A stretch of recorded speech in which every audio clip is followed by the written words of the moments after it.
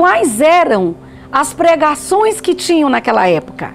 Naquela época, as nossas pregações eram de desafiar principados e potestades e ensinar orações de guerra, mas eram orações egoístas. Até que o Senhor nos levou aqui, nessa água profunda.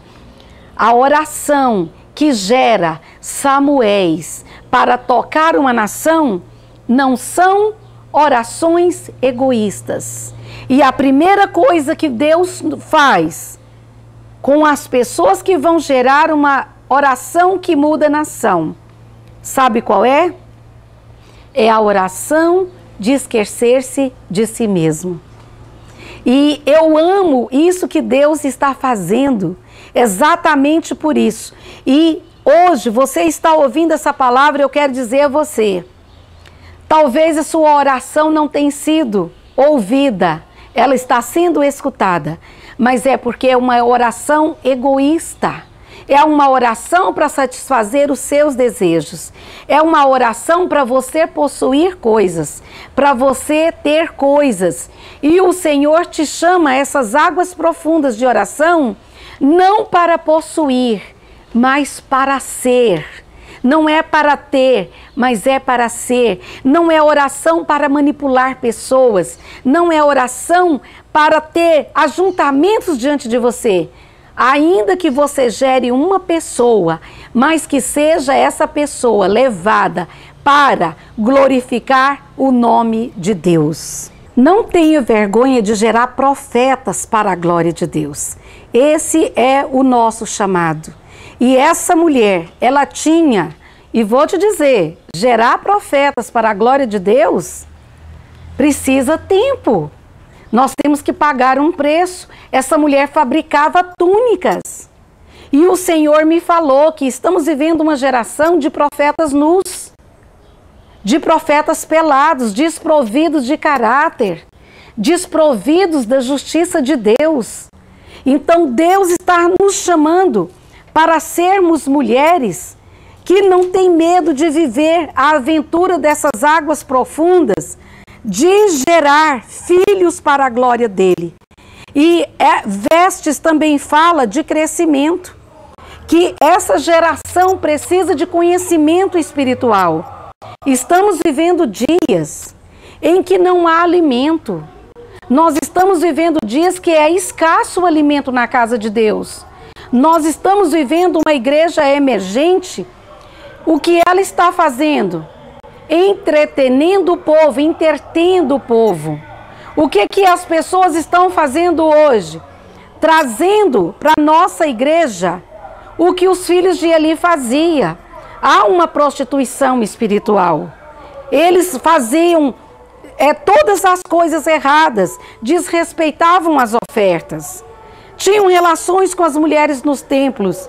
E adultério não é só você ficar com uma pessoa física. Estamos cometendo adultério espiritual. Quando nós nos aliançamos com as coisas do mundo, com as coisas profanas, com a música profana, com o jeito de pregar profano, quando desonramos a casa de Deus com a maneira que estamos pedindo ofertas. O erro dos filhos de Eli era tocar, desonrar as ofertas na casa de Deus. E Deus já estava, sabe, por conta, Deus já não suportava mais ver a sua casa com pessoas daquela maneira. E ele aproveitou o desejo de Ana de gerar um filho agora para sua glória. E o Senhor disse, agora posso dar o filho. Agora já não é por competição. Agora já não é para satisfazer o desejo dela. Ela abriu mão. Não sei quantos que estão assistindo agora são pais, são mães. É muito difícil você abrir mão de um filho. O primogênito, o primeiro filho. E ela o pegou quase bebê e o levou, quando desmamou, com 3 anos à casa de Deus. Toma, o filho é teu, usa da maneira que o Senhor quiser. Essa atmosfera do Brasil vai mudar, de outras nações do mundo, quando nós gerarmos filhos, não prendermos mais para nós, mas liberarmos para a glória de Deus. E então essas túnicas espirituais que essa mulher fabricava, a palavra diz, lá no livro de Apocalipse, que essa noiva vai estar vestida de linho fino, que são os atos de justiça da igreja.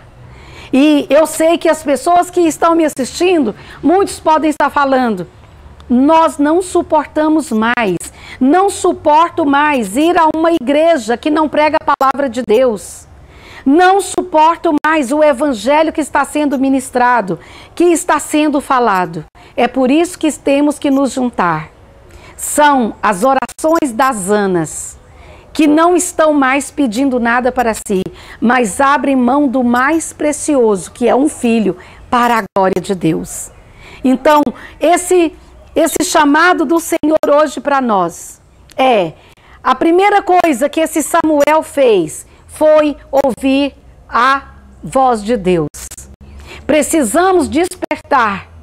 Você que está me assistindo agora, nós precisamos despertar uma geração que está dormindo na casa de Deus. Hoje, as pessoas estão levando crianças para a grande noite de pijama dentro da casa de Deus. Deixa eu te dizer uma coisa, a casa de Deus não é para dormir, é para despertar os Samuéis. E nós, dessa geração, o nosso chamado é despertar os Samuéis, é chegar e dizer, Samuel, Samuel. E ele corria para Eli, porque não sabia que era Deus falando. Sabe o que Deus nos mostra nessas águas profundas? É que há uma geração na casa de Deus que ainda não sabe discernir a voz de Deus, quando Deus está falando e quando o homem está falando. Samuel, no começo, a palavra diz, e ele ministrava diante de Eli. E agora nesse versículo diz, e Samuel ministrava diante do Senhor. E ele acendia as lâmpadas na casa de Deus. Eu não sei se você tem percebido, as trevas estão entrando não só no nosso país. As trevas também têm adentrado dentro da igreja, têm penetrado com coisas profanas, música profana, jeito profano de pedir oferta, jeito profano de pregar a palavra de Deus. E o Senhor está nos dizendo, levante-se e gere Samuéis para mim. Esses Samuéis que vão consertar a maneira de pedir oferta. Esse jeito que os filhos de Eli faziam, desonrando as ofertas, o Senhor está nos convocando hoje. Levante-se, ore, deixe o seu desejo pessoal e comece a gerar Samuéis para mim. E aqui diz, a palavra de Deus diz que Samuel começou a ministrar diante do Senhor. O chamado hoje, deixar de ministrar a homens. Sabe o que estamos vivendo esses dias? Pessoas que vão à casa de Deus, não porque Deus é maravilhoso, pelo que Ele fez, porque Ele enviou Jesus, porque Jesus morreu por nós. Essa geração, sabe por que temos que ensinar? Estamos vivendo uma geração que não sabe o preço que foi pago na cruz. Essa geração que está dormindo hoje, nas noites de pijama, dentro da casa de Deus, elas não sabem o preço do sangue. Porque o evangelho que está sendo ministrado hoje é o evangelho de Eli, de não se importar com as coisas de Deus. O Senhor está nos dizendo, levante-se e comece a honrar o ministério.